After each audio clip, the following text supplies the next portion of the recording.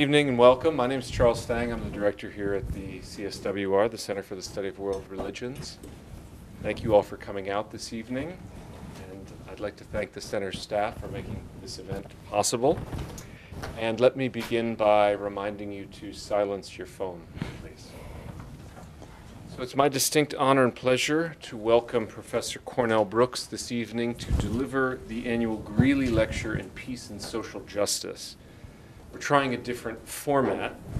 However, the Greeley Lecture will in fact be a conversation. So this is going to be a conversation between Professors Cornell Brooks and my HDS colleague, Professor Todney Thomas.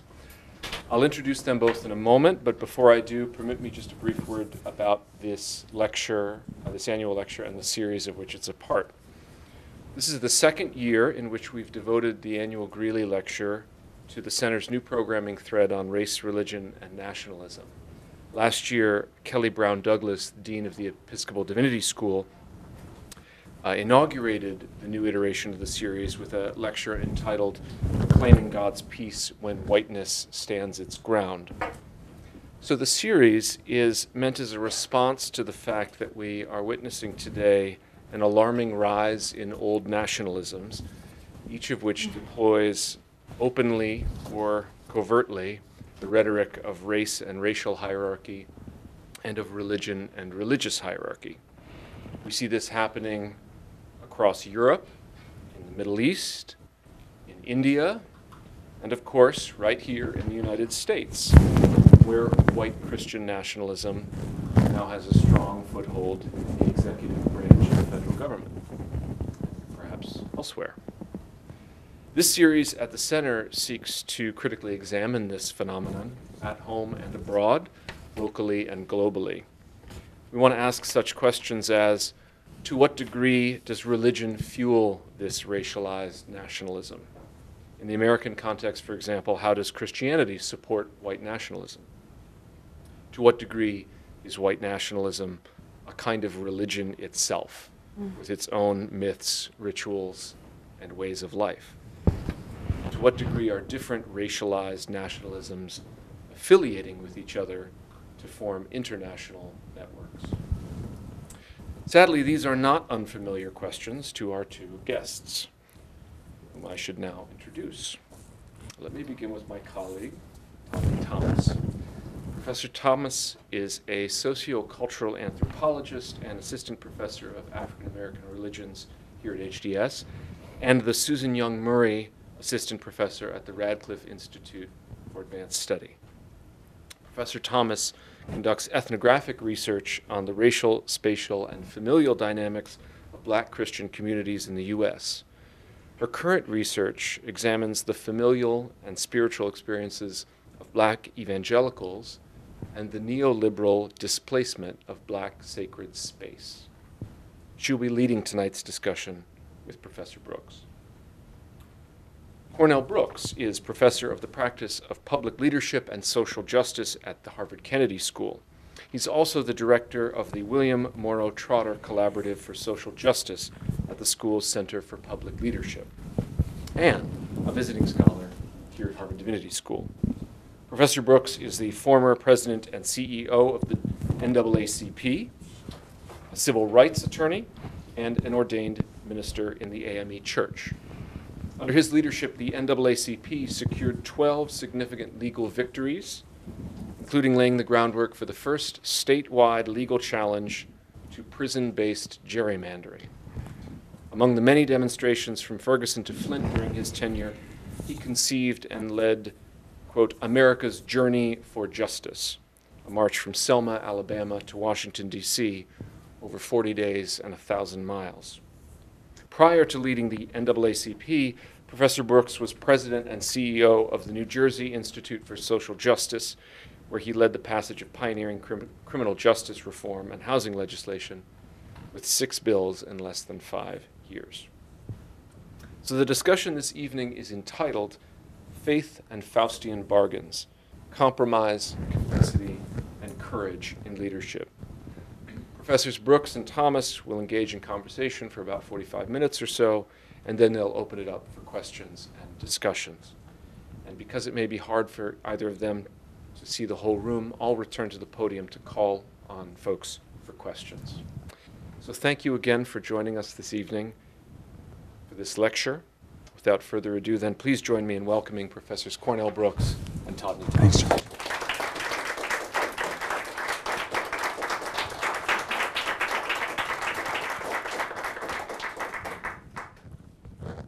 So, every once in a while you have that rare service opportunity that doesn't feel like service, right? Where you get to feel the real privilege and advantages of the job. And so this is one of those moments. So I'm genuinely and sincerely thrilled to be in conversation with you and to learn from you this evening. So thank you for this opportunity. Thank you for joining us. It's going to be a good time. Yeah. Yeah. It's reassuring. Yeah. Yeah. So I'd like to start just by outlining the concept of the Faustian bargain, right? Which, in sort of previous conversation and writing, you've explored as a kind of white evangelical decision to undermine or abandon their moral principles and faith commitments to sort of attain more power and control through bipartisan politics. So could you talk a little bit more about how you conceptualized this bargain, what brought you to sort of frame and think that through, and some of the implications of this Faustian bargain? Sure. Well, first of all, let me just say a word of appreciation to the dean, certainly to Charles and the Institute, to Eric for his great research, and to you and to all of you. This is an incredibly important conversation at a particularly pivotal time. So coming to this evening, to this room this evening, and discussing and engaging this question of a Faustian bargain, this conversation takes place at a moment in which the country is deeply divided along racial lines, class lines. We see over the course of the last 3 years a precipitous rise in hate crimes, categorically across the board. Particularly crimes based on race, but also ethnicity, based on LGBTQ status. So this is a very, very serious moment. And so this conversation really takes place in the midst of a great deal of moral anxiety. And so to talk about a Faustian bargain, for me, it means as a civil rights lawyer and as a minister of the church, it is really my observation that where we came through the 2016 election, where the two most accurate predictors of who voted for whom at the top of the ticket were race and religion, specifically religious identification and racial apprehension. Namely, racial identification as in being evangelical, 81, 82% voting for the president. Racial apprehension, namely when you ask voters, what are you most concerned about? Anxieties around immigration, anxieties around, is the country going too far, becoming too diverse? And so race and religion drove, much more so than economic anxieties, the outcome of the last election. Now, when we begin to talk about evangelicals and we begin to talk about this notion of essentially making a deal with the devil, engaging in a bargain, what we see is a relative silence on issues ranging from voter disenfranchisement, policing, environmental racism, many of the issues that animate much of the discussion, particularly among discussion of social justice, particularly among millennials. On the other hand, we hear some volubility, if you will, on issues around abortion, the cultural divide. And so there's silence and volubility, an engagement with respect to the appointment of conservative members of the court.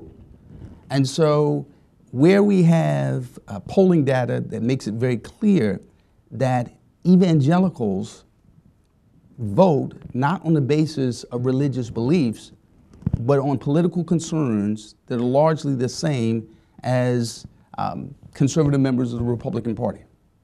Now, that's not a partisan indictment, it's a sociological observation and a theological observation that goes to the heart of how we as a body of believers, writ broadly, writ inclusively, relate to one another. And it has everything to do with not only moral discourse, but how we pursue social justice.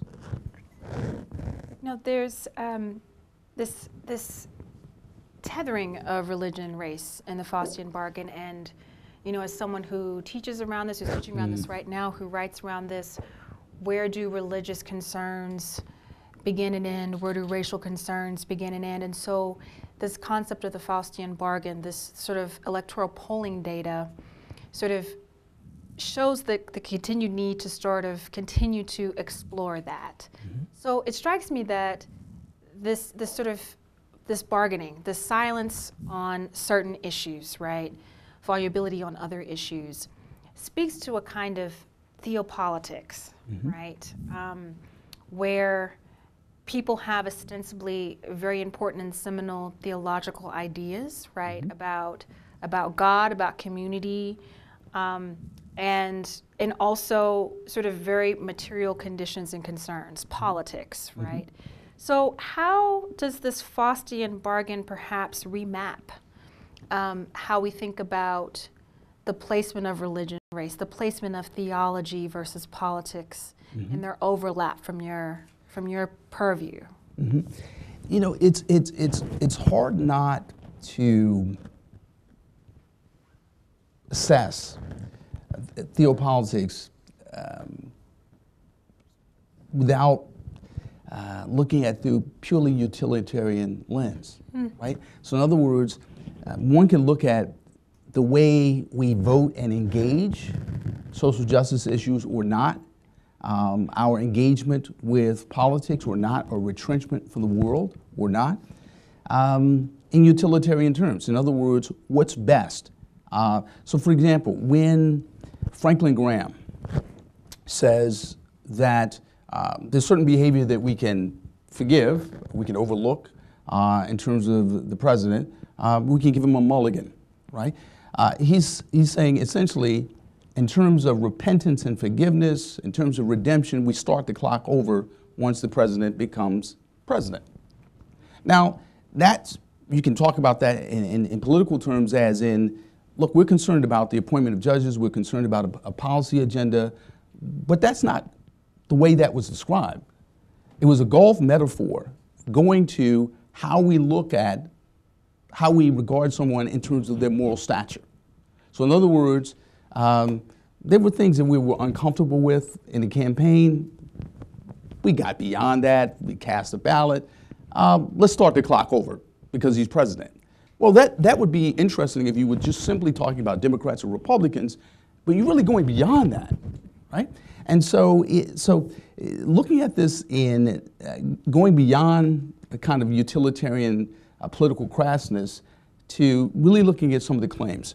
So when we talk about engaging and retreating from the world, so to the extent that evangelicals are acting like fundamentalists and retreating on certain issues in a racially selective way, mm-hmm. we have to examine that and examine not only the policy implications, but the theological implications. The implications here are massive.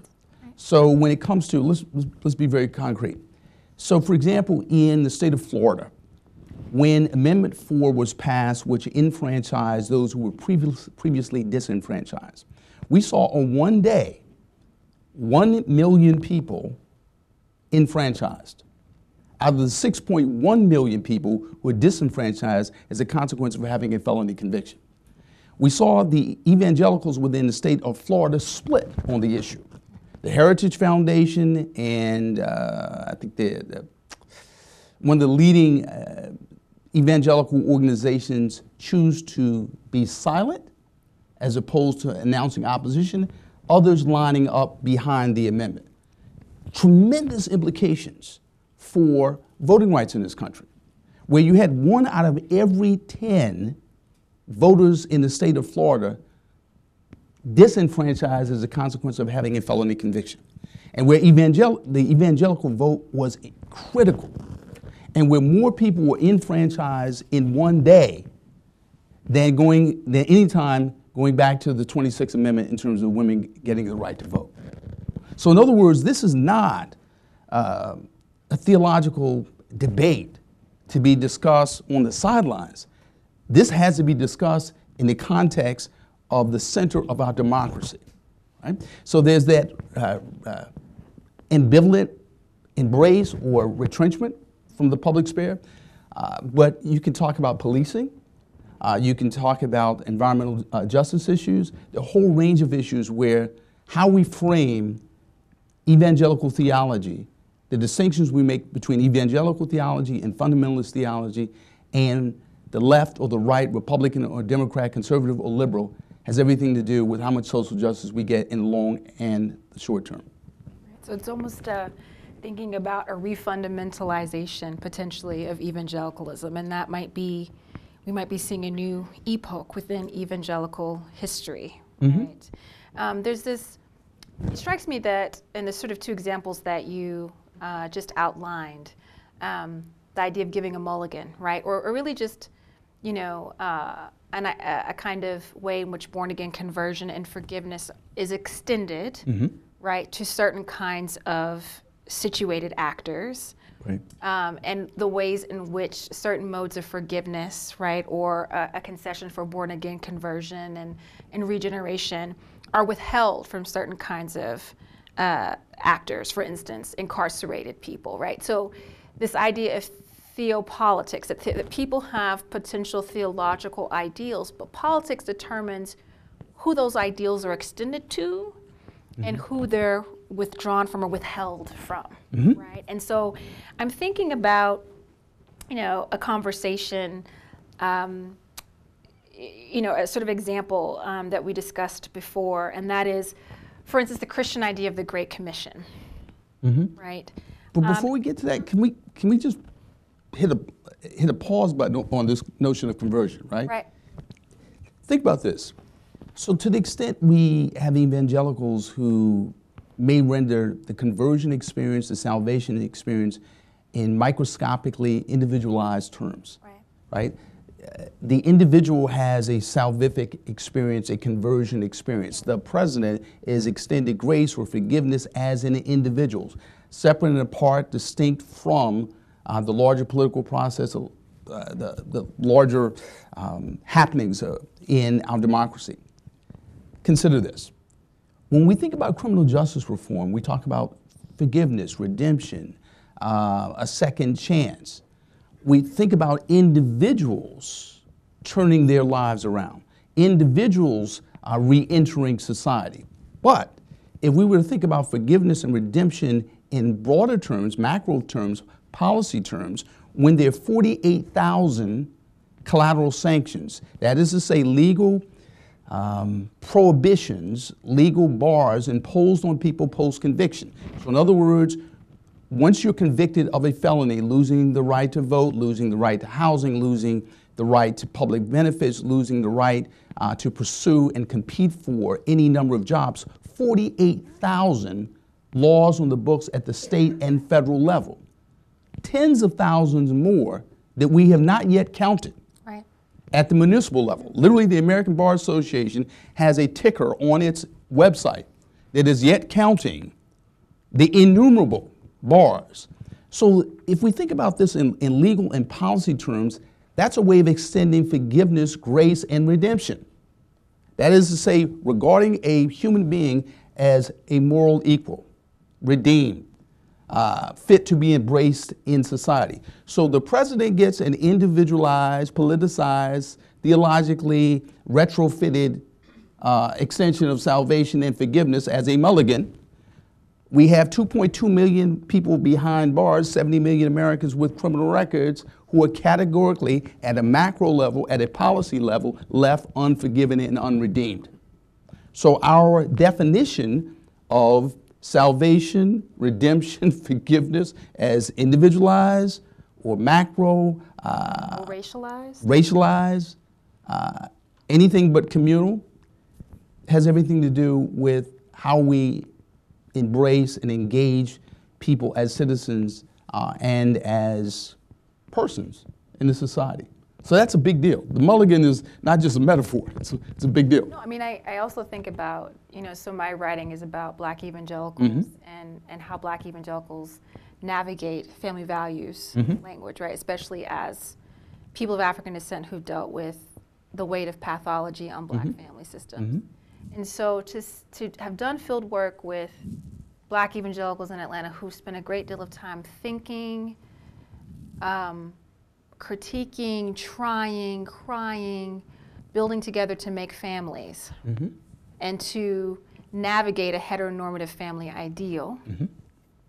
And then see an election where someone completely sidesteps a certain kind of evangelical heteronormative script, and it's fine, right? Was a kind of intellectual vertigo I have yet to recover from, right?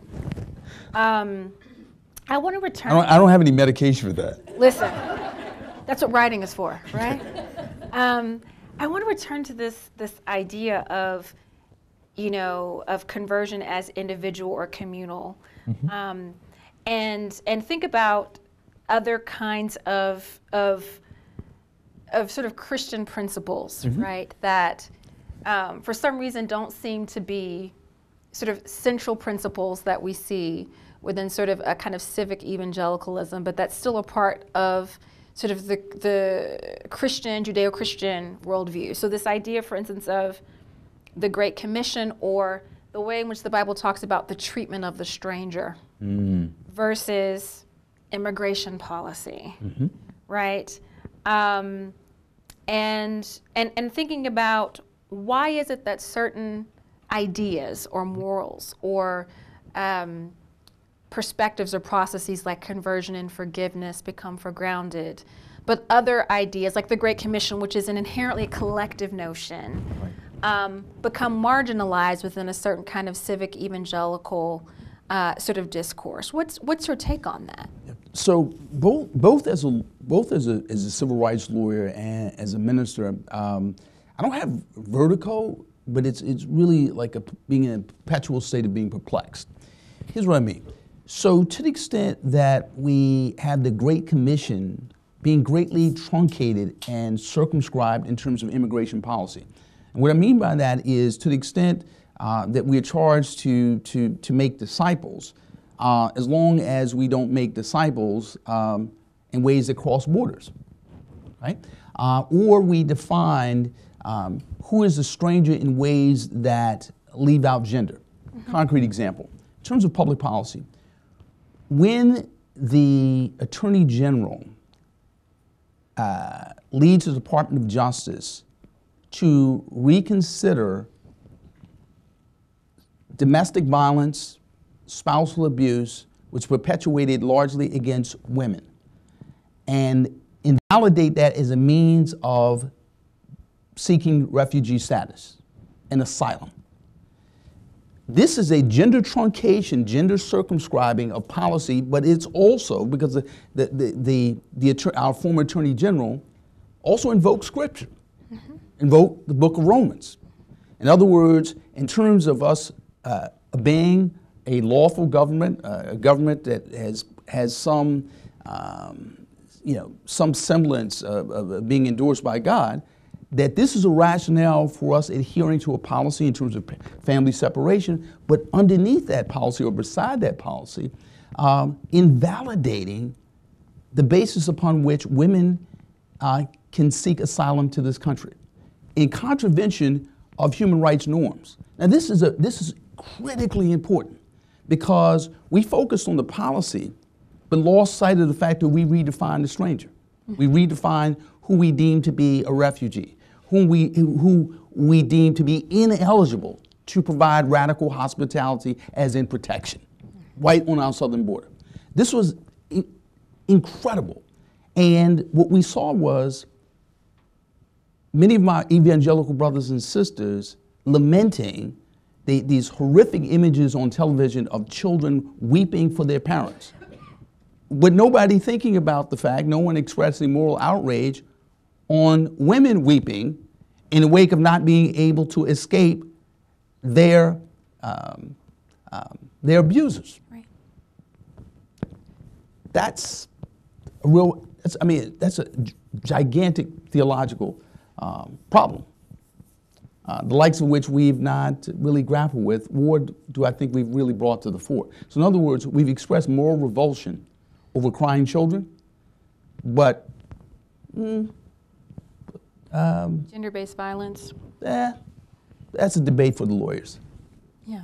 I mean, it strikes me that there is this contraction, right? So forgiveness becomes an individual matter, right? The stranger, right, becomes just like the country and geopolitics and the border, the stranger becomes contracted, right, as something that excludes women fleeing gender-based violence, right? It's something that becomes patriarchally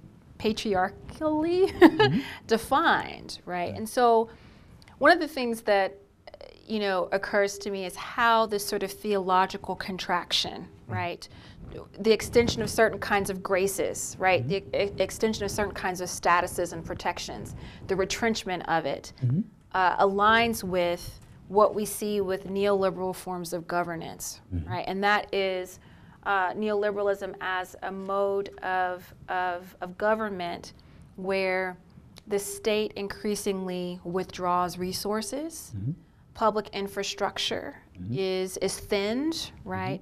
People are increasingly expected to rely upon privatized resources, right? So healthcare is a matter of your individual healthcare provider and not a public good, right? Or, I think about just the fact that more likely to use Amazon than public libraries, right? But that, that there's a withdrawal, a contraction of the state itself, right? That has to do with, a different approach that was seen to reverse a kind of social welfare state. Right. So how can we conceptualize this theopolitics, this evangelical theopolitics of contraction with an approach to government that we're increasingly seeing, right? A privatized government, the thinning of public infrastructure. I would also add, probably as troubling, is the substitution of market explanations. That's part of neoliberalism too. And market rationale for morally principled rationale for public or communal engagement. And so with respect to immigration policy, if we move from so-called chain migration or family reunification as a grounding for immigration policy to one that is skill-based. In other words, those who come to this country are here based on their ability to contribute to markets, okay? Strengthen labor markets. There's been a subtle shift there, not merely in terms of retrenchment from the public square, but a substitution of market for morality. Market for morality. That's precisely it. But the problem is that when we look at immigration policy, it is not only gender subscribed, but certainly racialized. So if we look at immigration policy going back to the 20s, and we also look at, say, for example, the evolution of the Ku Klux Klan, right? So the Ku Klux Klan came into being, I should say, the resurgence of the post-Reconstruction Ku Klux Klan came into being as a consequence of this. I would call it 2 Corinthians Christianity, kind of very thin Christianity, a kind of subverted patriotism, but also immigration policy. Absolutely. Okay? It's nativist. Nativist. And so the point being here is either our religion, our faith is being corrupted, or it's being co-opted. In either case, we've not been as clear as we might be.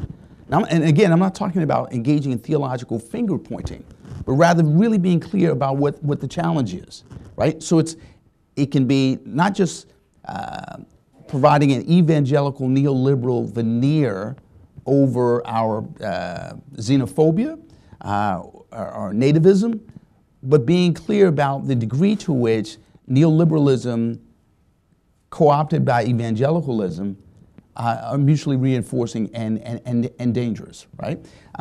This is really a great matter of concern, because as a civil rights lawyer, frankly, when if you're working in the state legislature trying to get reform, you see these arguments. People aren't calling them neoliberal arguments, Right. but you see moral arguments taking a back seat. Right. You see people of faith being discredited, delegitimized, their arguments being delegitimized because there are these racialized and gender circumscribed neoliberal arguments subverting, undermining moral arguments, co-opting, and then sometimes evangelical arguments simply being the veneer, or in fact driving the entire endeavor. Real world consequences in terms of immigration policy, criminal justice reform, again, environmental justice challenges as well. Right. I think of a student in my neoliberalism class last semester wrote a paper about informatics and algorithms, right? In terms of predicting crime, right? And so the ways in which there's an emphasis on techno-rationality, informatics, right? Predictive, logic, and that being the thing that drives decision-making versus, moral languages of redemption or forgiveness, of reconciliation, right? And that being sort of the thing that drives conviction, that drives how particular spaces are rendered, that drives policing, right? Policing practices as well. So, I mean, what does this mean? I mean, certainly there's a way in which there can be a holy or unholy alliance between a certain technical approach to governance and evangelicalism, but at what point should there be a concern that even evangelical moral discourse stands to be potentially usurped? Right, right. If you all don't mind, if I could just paint a picture, because sometimes when we talk about informatics and algorithms, it's mathematically pretty, but it's not morally clear. And here's what I mean. So where in a city you have police departments using big data and algorithms to essentially predict who's likely to be a victim of a crime and who's likely to perpetuate a crime. So if you can imagine any of you being in your home or apartment and having the police arriving at your door and saying to you, Charles, based upon the data that we have, you're likely to be a victim of a crime. Your neighbor is likely to pose a threat to you. Or coming to your home and saying, we have every reason to believe that you're going to kill your neighbor. So we're watching you. We've allocated resources, as in policing resources, to this neighborhood based upon this algorithm. So that, based upon these formulas that are often racialized, right? In other words, where we allocate police resources based upon arrest. And arrests have everything to do with where we've decided to place police resources. So again, this might not be particularly clear, but when one of my colleagues who led the Chicago Police Department and who formerly led the Newark Police Department said to me once, listen, if you are standing on a corner in Newark, New Jersey at 2 o'clock in the morning, I don't care how you're dressed, I don't care what kind of car you drive, I don't care what your criminal record is, you're going to be locked up, you're going to be picked up. That's simply the way it is. So, how does this relate to evangelicalism? To the extent that there's certain spaces we retreat from, it allows neoliberal rationalizations and rationale to substitute for moral engagement. So for example, we say because we want to get racialized discretion out of policing, because we want to get racial bias out of sentencing, we're going to rely on big data. We're going to rely on algorithms. We're going to rely on these technocratic methods to sentence people based upon assumptions of guilt. So in other words, you can lose your liberty as a consequence of an algorithm that is proprietary information. You don't know what goes in it. And those moral voices that might be a corrective or silence, because we've chosen to be silent. Because of withdrawal and the bargain. That's right. Moral withdrawal. a moral withdrawal, a Faustian bargain, a utilitarian bargain. So they're real world consequences. So for example, in a city like, in a city like Chicago, where policing resources are allocated based upon data. This has everything to do with what a community looks like. And so the point being here is this interesting theological debate has life and death consequences. In other words, it's not merely our silence, it's also our absence. And bad things happen when we're not present. I'm also thinking about what a certain kind of algorithmic approach to policing, right? Someone knocking on your door and saying, you're likely to be harmed by someone in your community, or you're likely to harm someone in your community, how that thins the neighborhood, how that thins community life, how that shapes people's willingness or investments in social justice in a sense of the collective versus people withdrawing into a certain kind of private, more individualistic folk. I'll take care of mine, you take care of yours, right? And so this approach, right, to policing, to governance is something that reproduces the cycle, right, of this sort of theological contraction, right? Yeah. Of I'm going to take care of this sort of private domain, but the public collective good, which animates social justice, I'm not worried about that. I'm trying not to get killed by my neighbor. Yeah. So to the extent that it leads to a kind of moral resignation, right? To the extent that the world is an irredeemably corrupt and bad place, where really our only escape hatch, if you will, is our individualized salvation, Right. And the rapture. Right. Fundamentalism. Fundamentalism, but the problem here is we're really selective about it, right? So when it comes to criminal justice reform, yes. So in other words, when it comes to live black and brown children who stand on the edges of the prison industrial complex, we withdraw from that, or we're selectively silent. When it comes to unborn children, we're vocal and visible. That has profound consequences. Right. So I teach a lot about counter-narrative, sometimes controversially. I'm thinking, That's a surprise.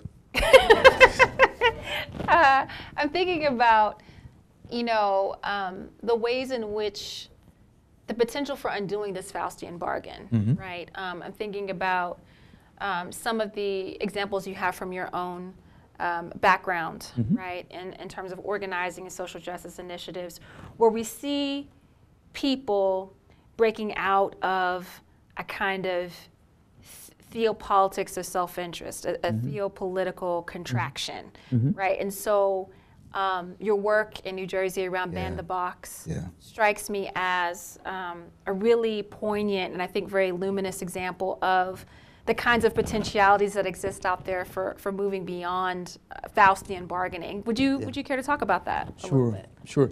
So maybe this set the stage, if you will. About 7 years ago, I worked in Newark, New Jersey, and for an organization doing a lot of criminal justice reform work. And whether the issue is juvenile isolation or solitary confinement, the barriers that people face with criminal records, people of faith almost always on the front line. I mean, we need to be very clear about this. This is not a matter of self-congratulation. It's a recognition of a public policy truth. So in this instance, we were dealing with this whole matter of what do you do about the fact that you have 70 million Americans with criminal records who, when they enter the job market, they face this innocuously written, apprehensively answered little box that asks on the employment application, have you ever been arrested or convicted of a crime? And if you answer in the affirmative, it virtually consigns your employment application to the digital trash can. So in New Jersey, my old organization, which is kind of public policy think tank, we came across this study called the Redemption Study, literally, a sociological study that simply said this: if a person who has committed a crime goes a certain period of time without committing another crime, they're no more likely to commit a crime than anybody else in the labor market. But these sociologists, Alfred Blumstein, who won essentially the Nobel Prize for criminology, called it the redemption study. And the rate of risk where you essentially become like everybody else was called the hazard rate, or the point of redemption. So we thought to ourselves, what would happen if we took this bit of sociology and gave it to a group of ministers, imams, priests, and rabbis, and asked them to interpret this in theological terms? And so we had a teach-in on this sociological study. And so the rabbis, the priests, the imams said, well, in terms of grace and forgiveness, in sociology, it looks like the point at which the risk is equal, roughly 4.5 years for robbery, roughly 7 or so years for assault. That looks like grace and forgiveness in biblical terms to us. And so we then began to ask the question, well, what would happen if we got the imams, the priests, the ministers in the state of New Jersey aligned around a ban-the-box initiative, taking that box off the application? Long story made short, we got a nearly all Democratic, a mostly Democratic legislature, Governor Chris Christie, who did not come to the table willingly, and the business community, which had lobbied against this bill, so much so that it was the most lobbied bill, as in lobbied against. And we got it passed in a 1.5 years. And the clergy were incredibly important, because what they began to do is they translated grace and forgiveness in traditional moral terms, but they also talked about it in terms of public policy. And so what it meant was having Pentecostals and Baptists and the Jewish Federation, Reconstructionists, Reform, Conservative, everybody kind of coming together and talking about redemption and grace in real world terms. Right? So in other words, when you get out of prison with $30 landing on the street in the middle of the night with nowhere to go, hoping to be able to sleep on somebody's couch, the state essentially saying to you, we're going to give you a second chance in terms of being considered for a job. So in other words, in terms of pulling people out of this retrenchment posture, I think a lot of it has to do with literally reminding our communities, and I mean that broadly, our evangelical, liberal, progressive, whatever the case may be, of what our traditions say. Like literally, what do your sacred texts say? What do your sacred traditions say? What are the moral implications of that for the stranger standing in front of you? Right. It strikes me, doing field work, someone talked about putting feet on the word. That's right. Right. So there's a way in which this whole conversation really strikes me as outlining for us that moral ideas and concepts, which I think are often understood or popularly understood as abstractions, as ideologies, as concepts that people hold in their heads, actually do shape how people move, vote, and engage the world. Right. I would even go so far as to say the ways in which public policymakers use our language to drive public policy. I mean, when you sit down with a governor or state legislator, and they say, well, you know, if you do the crime, you have to do the time. In other words, we believe in retributive justice, right? Or you hear legislators say, well, we believe in Old Testament justice, neither having read the Old Testament or the Hebrew Scriptures, as you define it.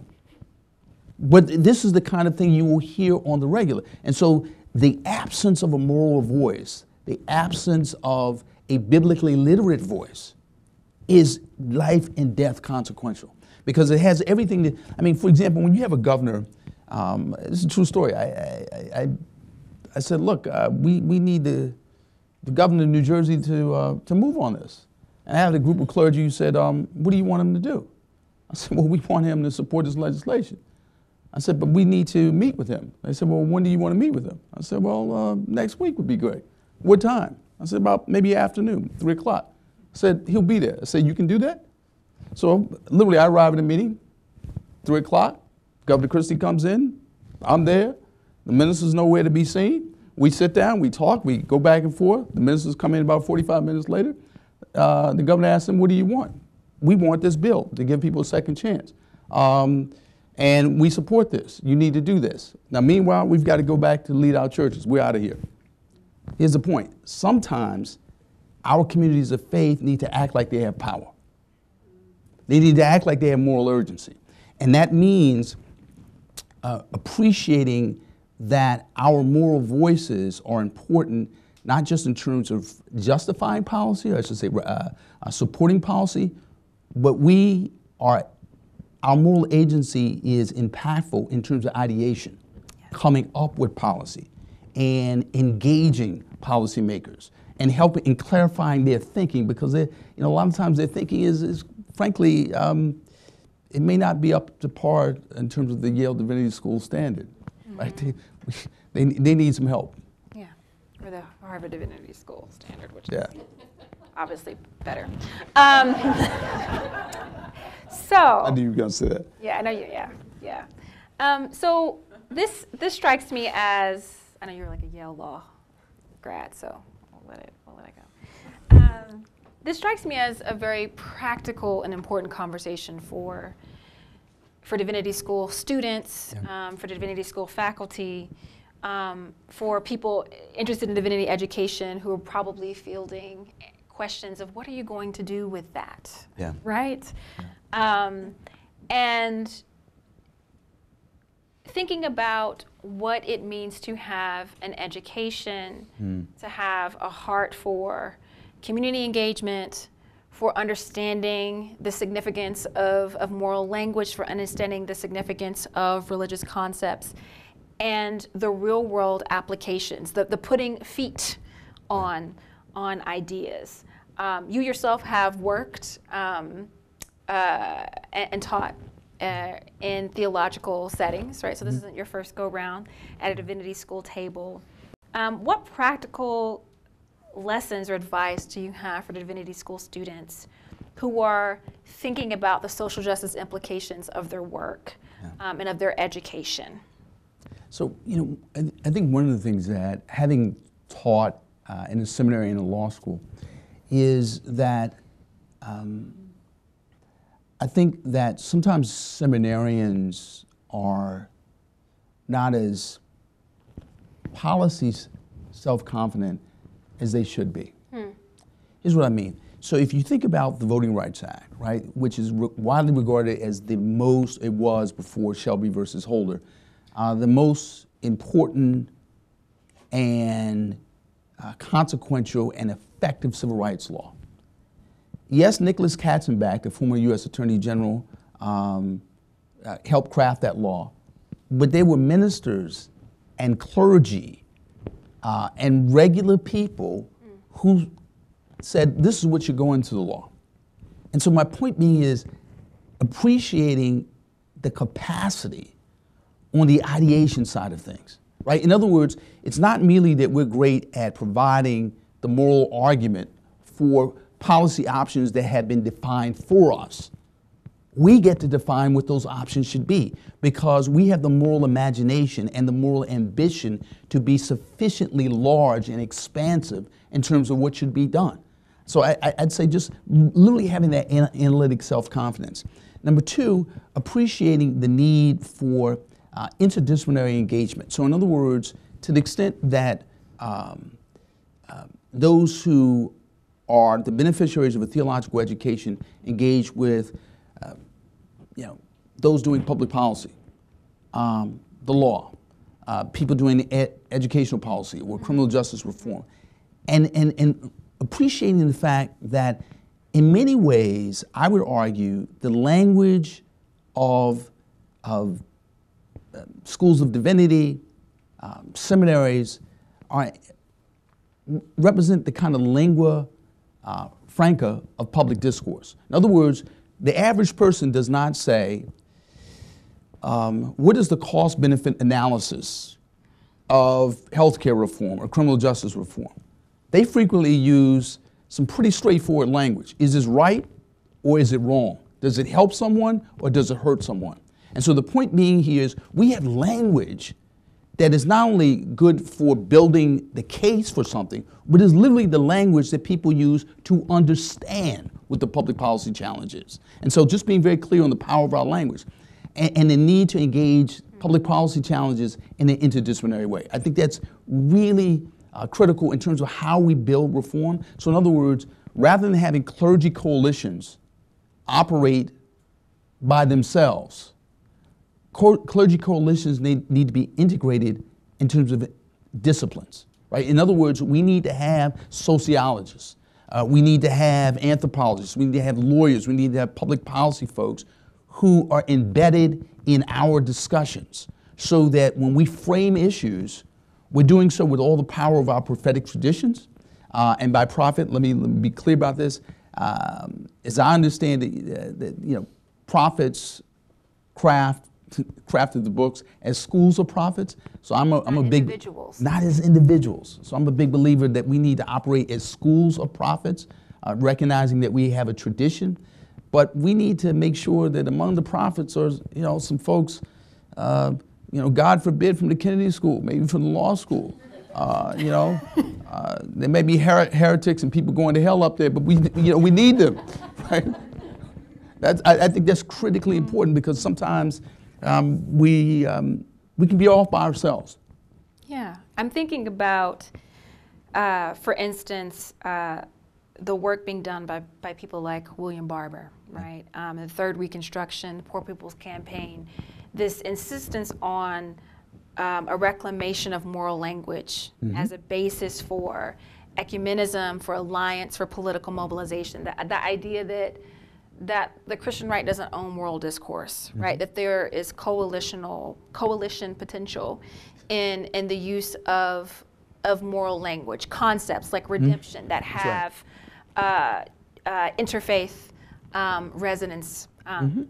And I'm also thinking about ecumenicalism and interdisciplinarity, right? Yeah. And so how do you understand the potential for the Divinity School, the Kennedy School to engage in bridge building work, right? You have the William Monroe Trotter Collaborative Center for Social Justice. Yeah. How can Divinity School students provide a kind of moral curation for social justice?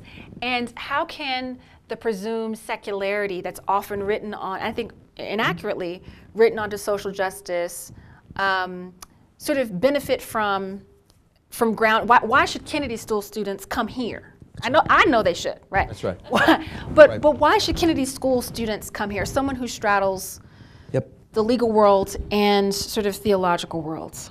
Well, the case I make in certainly in my classes is that if you are contemplating a social justice campaign without a moral and ethical grounding, it is incomplete, right? So in other words, public policy without that is necessary but insufficient. And so if you look at any major social justice movement in this country, there's almost always a moral basis, moral language.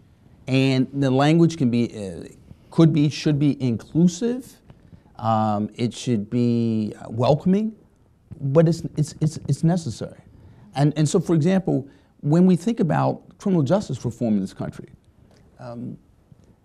frankly, having done marches from one end of the country to the other, filed lawsuits, wrangled judges, governors, so on and so forth, it really comes down to the moral argument. Frankly, the economic arguments buttress the moral arguments and not the other way around. So in other words, once we've decided what is right to do, then we decide, well, can we really afford it? Or we use the money to get the people's attention so that they hear what is right. Right? In other words, we have to say, it's reasonable and affordable. Now, having heard that, you need to hear that it's right. And when you look at some of the progress, I mean, think about this. The juvenile incarceration rate in this country has been cut by 50% in 10 years. That's a story we're not telling. Quietly, you have a conservative Supreme Court saying, well, when it comes to locking up children as in life without parole, for crimes committed before the age of 18, we think that violates the Eighth Amendment.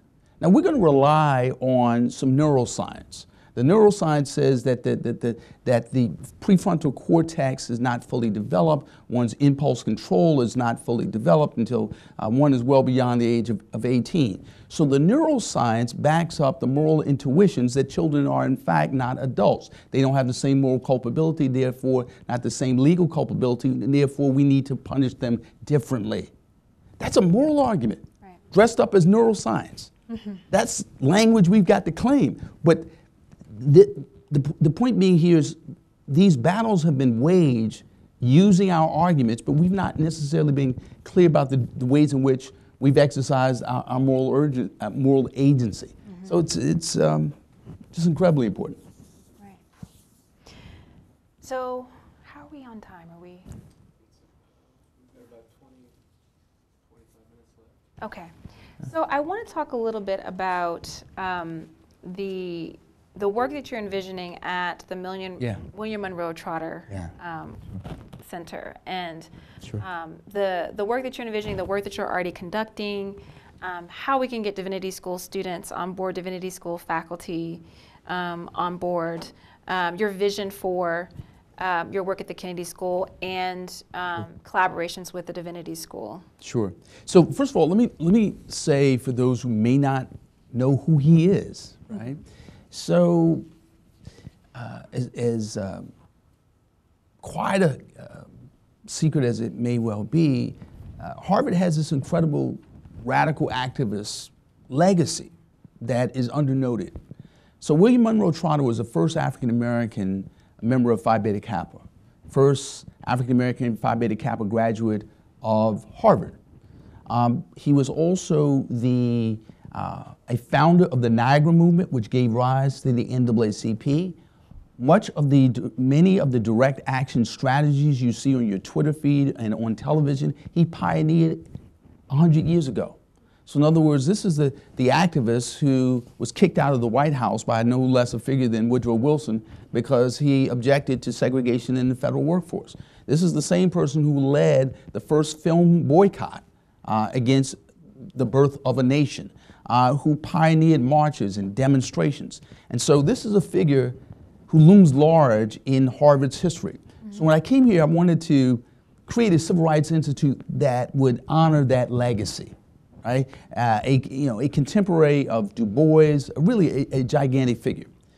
But one of the things that kind of struck me is that there's a chasm between policy and practitioners, between the academy and activists and advocates across the country. And so the notion was, what would happen if we could push out policy into the hands of activists and advocates in real time to precipitate change in ways to provide learning and leadership opportunities for students? Concrete example, the ban-the-box law that we discussed earlier. There was a scholar here at the Kennedy School who was previously at Princeton by the name of Diva Padgett. She wrote a book called Marked. In the book Marked, it simply made clear, demonstrated that people with criminal records face tremendous employment discrimination in the labor market. Mm-hmm. Not knowing who she was, literally a group of my colleagues and I, we said, this is a wonderful book. This is a great piece of scholarship. We were lawyers and policy analysts. We can turn this into legislation. And because we had 30 or 40 grassroots organizations who were part of something we called the Second Chance Campaign, we literally took this scholarship and we sliced and diced and turned it into talking points. Then we put it into sermons. We had college students tweet about it. We literally had teach-ins around this scholarship. Nobody knew who this woman was, but we thought that this scholarship could drive and animate and inspire public policy reform.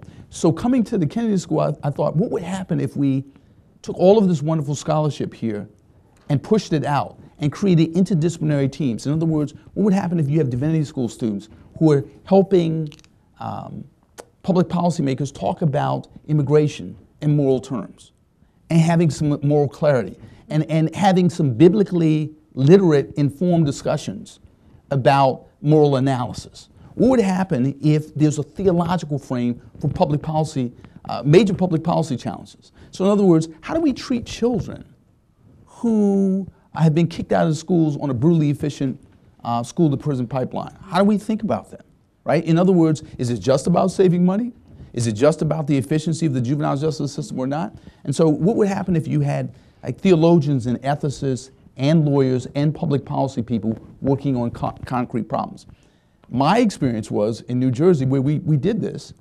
We passed 6 major bills in 4.5 years, concretely, providing food stamps and public benefits to people coming out of prison who had been previously disqualified, talking about the morality of that with the economics of it. So in other words, bringing in the economists and saying, how much is this going to cost us? How much are we losing relative to the state of New York? And then having clergy say, well, what's the impact of this if we deny food stamps to a household head who has children? So in other words, you have the money argument, you have the moral argument. And so the idea around the William Monroe Trotter Collaborative is to take on discrete public policy challenges, number 2, build interdisciplinary teams, including clergy and theologians, ethicists, along with public policy and lawyers, and working with community groups to solve these problems in real time, giving students leadership opportunities. So concretely, what happens when students write legislation? Right? So we had students from NYU Law and Princeton undergraduates writing legislation. We said, look, we'll get the lawyers to figure out the whereas clauses, but what do you think needs to go into this? We'll make sure it's not unconstitutional, at least not today. Okay? And let's see what we can do. But the point being here is, to give you one last example, think about Pauli Murray, right? Pauli Murray was, you recall, the first African-American woman who was an Episcopal priest. She had a JSD from Yale Law School, but go back to when she was a law student at Howard University.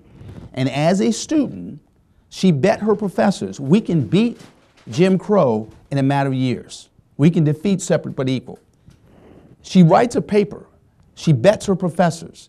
The professors, as in the men, Thurgood Marshall and the litigators of Brown versus Board of Education, take her ideas.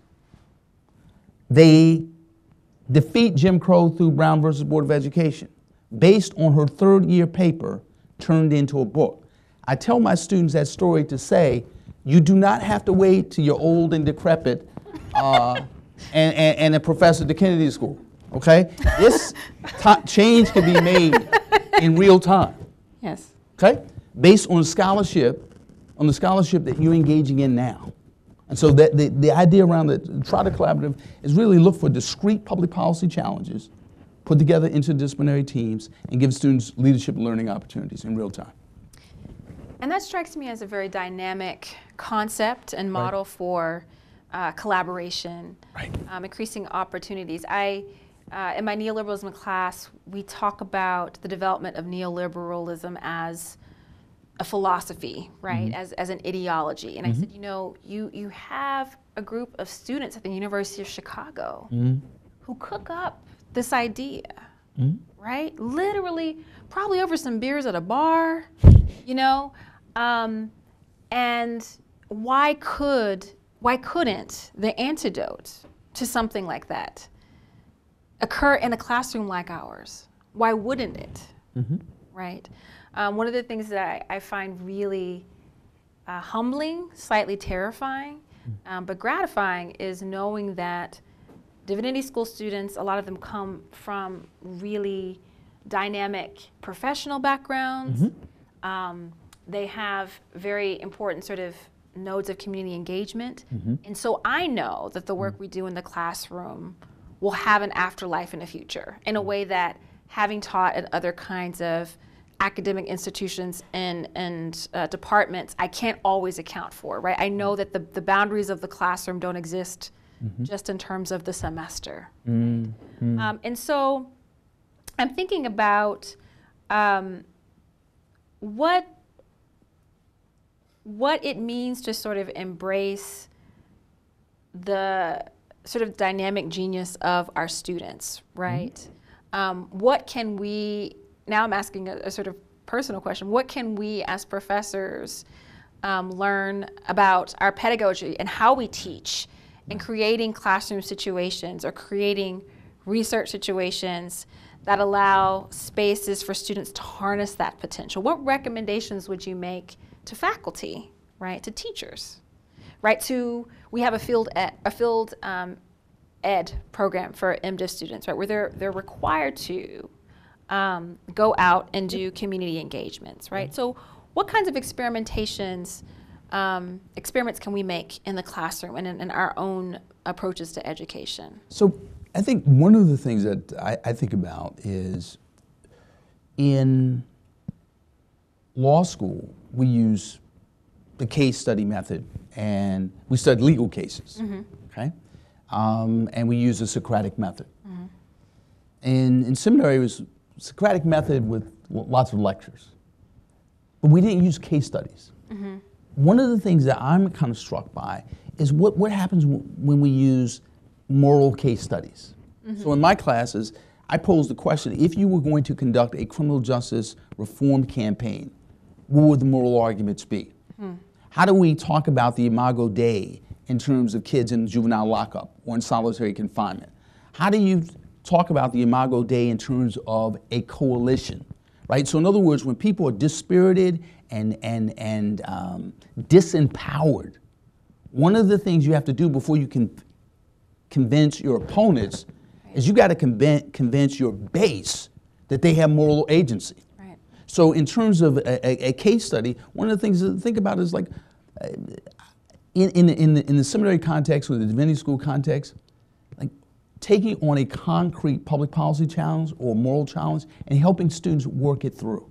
Right? In other words, challenging them to come up with arguments, challenging them to think about how to build coalitions, challenging them to think about how do you harness the power of religious communities. How do you preach, teach, create a lectionary around public policy challenges? I'll give you a concrete example. When we did the march from Selma, Alabama to Washington, D.C., so I had this, this fanciful notion, well, we could march from Selma to Washington over 40 days and dramatize voting rights. Very expensive, very difficult. But one of the things I have to say I was impressed by, the Union of Reform Judaism. I got on a call with a group of rabbis. They bought into the idea. We can carry a Torah from Selma to D.C., okay, over 40 days. Here's what happened. 3,000 or so people marched. Millions of people engaged online. But theologically speaking, the URJ, 1 out of every 10 rabbis in the country participated in the march. There were marches in Jewish day camps around the country. There were lectionary readings created around voting rights and voter suppression. And so this catalyzed a theological teachable moment within the Union of Reform Judaism.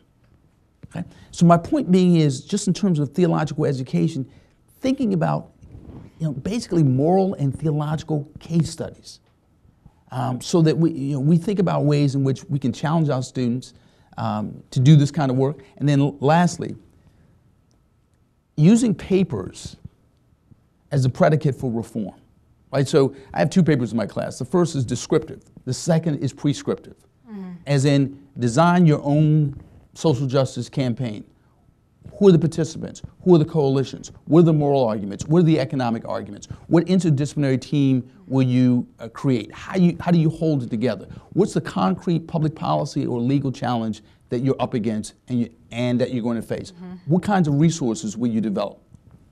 Now that's probably not the grist of most courses. Maybe you can only afford to have 1 or 2 of those, but it might not be unhelpful. Thank you. Thank you. Thank you so much, both of you, Cornell, Tommy. Oh, thank you. Thank you. Thank you. Thank you.